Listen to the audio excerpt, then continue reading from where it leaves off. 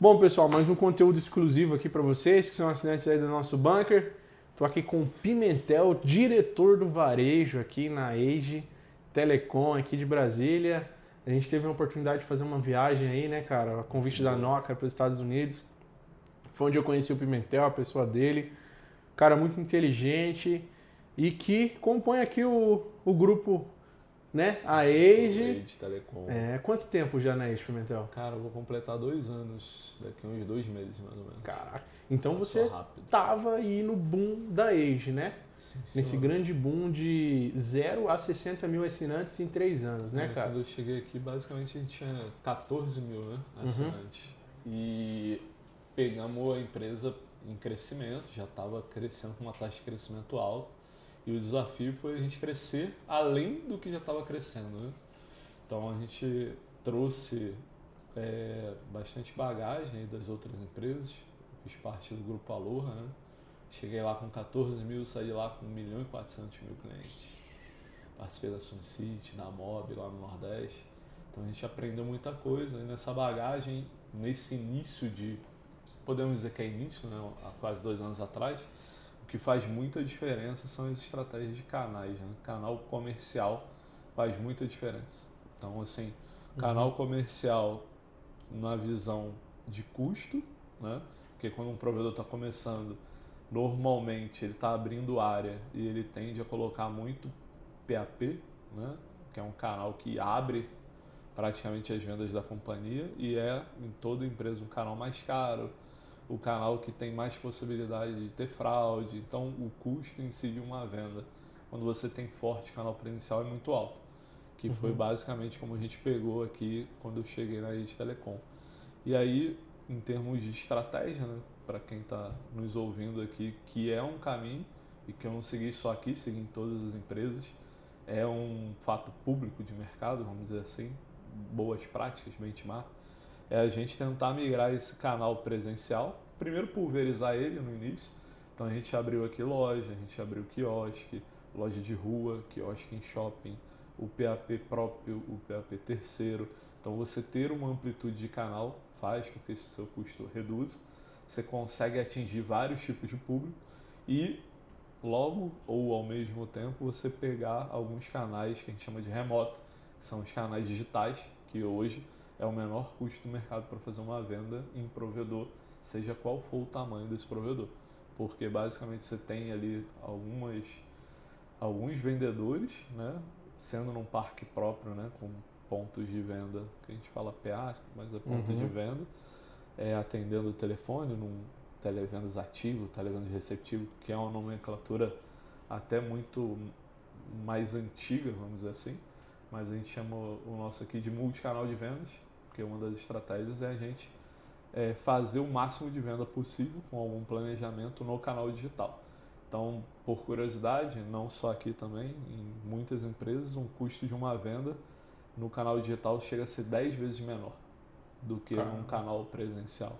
Então, quando você vai fazer um mix de venda pensando, né, no início de um provedor ou até num provedor intermediário, né, aquilo que a gente estava conversando sobre entre 10 e 100 mil, quanto mais amplitude, melhor, mas também a qualidade relacionada a essa venda vem muito do tipo de canal e do tamanho dessa quantidade do mix que vem no canal digital.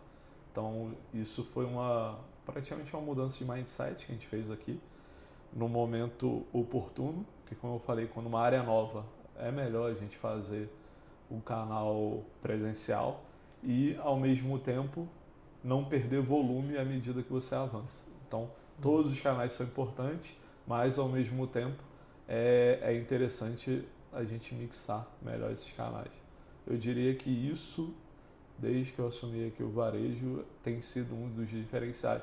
Mas, Pimentel, por que você acha que isso é diferencial? Eu te falei que a empresa tinha 14 mil, hoje nós estamos com 60 mil, né? Aqui foi um prêmio que a gente ganhou quando a gente atingiu 50 mil no início do ano passado, né? 2023. E 60 mil assinantes significa que a gente fez um net adds aí de 30 mil no último ano. Então, eu participei de alguns projetos, né? Alguns sucessos hoje no Brasil, mas nenhum deles que eu me lembre, né? Num estado do tamanho de Brasília, teve um crescimento em um ano do que a empresa tinha feito nos 2 anos anteriores. Então, esse crescimento tem muito a ver um pouco dessa estratégia que a gente falou aqui de forma macro, mas que faz muita diferença. Tirando hoje o canal digital, né, que você falou que ele é o menor custo, traz uma boa venda, né? Qual dos outros canais hoje também traz um bom resultado? Tá, se a gente falar em termos de volume, né, só o volume, isolando o volume, o canal PAP, né, tanto próprio quanto terceiro, em termos de bairros de classe CDE, né? E quando a gente faz o uso da plataforma, né? Não da plataforma, mas da mídia, do marketing digital, que é o tráfego pago, certo, dentro, né, das plataformas remotas.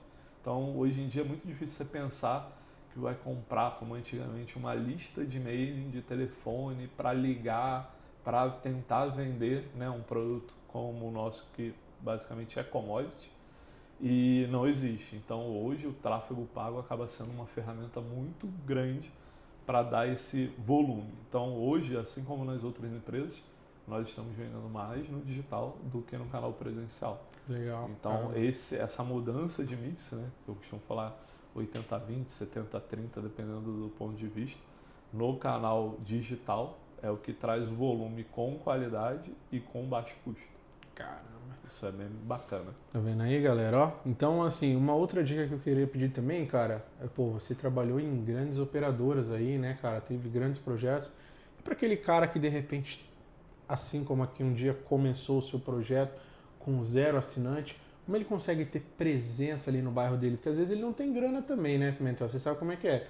Você conhece provedores aí no Brasil inteiro também. Às vezes tem aquele cara menorzinho, porque depende da área também, ele não consegue ter muito assinante e não tem muita grana. Mas como ele consegue começar a ter presença assim Legal. no bairro, para as pessoas começarem a enxergar, opa, tem aquele cara ali também, sabe? Legal. Esse ponto é uma ótima pergunta, porque tudo que eu acabei de falar sobre o comercial, ele tem a ver primeiramente com a estratégia de marca, né? Então, nada disso que eu falei anteriormente faria sentido se a gente não tivesse feito um posicionamento de marca. Então, conceitualmente, né, antes de responder a tua pergunta, eu acho que o marketing institucional ele acaba vindo primeiro do que o que a gente chama de marketing de guerrilha, né? Que é o marketing no bairro, fazendo ali uma ação presencial, num prédio, enfim, num condomínio fechado, que são os famosos trade markets, que os nossos aqui têm nos ajudado bastante. Mas com relação a quem está começando com essa visão mais ampla, existem tipos de mídia de marketing que eles são mais baratos do que a própria mídia digital que a gente falou. Apesar da mídia digital ser democrática, né, você pode botar R$1.000 ou R$1 milhão, dependendo do seu público-alvo. Como você falou de presença usando a ferramenta marketing, você tem mídias em torno, né, desse bairro, dessa cidade menor, que pode te ajudar a um custo mais baixo a que comece a ter a percepção. Porque uma coisa é você injetar o dinheiro nesse marketing, ainda que de forma, vamos dizer assim, inicial, para pensar que você quer conseguir alavancar o teu comercial. Mas a gente só compra aquilo que a gente conhece. Então, se a gente só compra aquilo que a gente conhece, ter ponto de presença num bairro, vamos pegar um bairro classe D, classe C, você pode ter pintura de muro, ao invés de você botar um front light, um outdoor, uma empena, que numa cidade maior é muito caro, você pode negociar, fazer uma pintura de muro. Isso era muito comum quando a gente fazia lá no Nordeste. Então, no Nordeste era muito comum a gente buscar mídias alternativas no interior do Nordeste. A gente fazia isso em outras empresas. Quando a gente pensa num marketing mais próximo do cliente, caixinha de pizza, que é uma coisa extremamente barata, um saquinho de pão com a marca ali, todo dia o cara está comprando pão local. Então tem diversos tipos de mídia que estão em torno da população local que a gente pode utilizar num primeiro momento, enquanto alavanca esse crescimento da base de cliente, né? Uma vez que essa base comece a rentabilizar, você vai dando passos maiores nesse marketing. Não precisa ter grandes investimentos para começar. Legal. Poxa, eu queria que você mandasse uma dica aí para os provedores que estão nos assistindo aí. Provavelmente são os assinantes do Bunker aí, cara, que é o pessoal que está aí querendo, assim, com uma sede mesmo, cara, me ajuda, que eu estou passando uma necessidade, estou com uma dificuldade aqui e tal. Legal. Eu acho que muito aprendizado, né? Que eu poderia, de todo aprendizado que a gente vem conquistando ao longo desse tempo, independente se é uma grande telecom, se é uma telecom inicial, se é um provedor local, é processo. Se eu tivesse que falar uma palavra que faz muita diferença, é a organização dos processos da empresa. Porque se você começa fazendo um determinado processo, ainda que seja um processo de pagamento, um processo de cobrança, um processo de instalação, que num primeiro momento você está fazendo numa rua, num bairro, se você não olhar esse processo com toda a dedicação para fazer o melhor possível enquanto é menor, você, quando tiver com 1.000, 2.000, 3.000 clientes, você vai replicar o mesmo processo. Então, tem processos que não mudam, independente se você tem um cliente ou se você tem 100.000 clientes.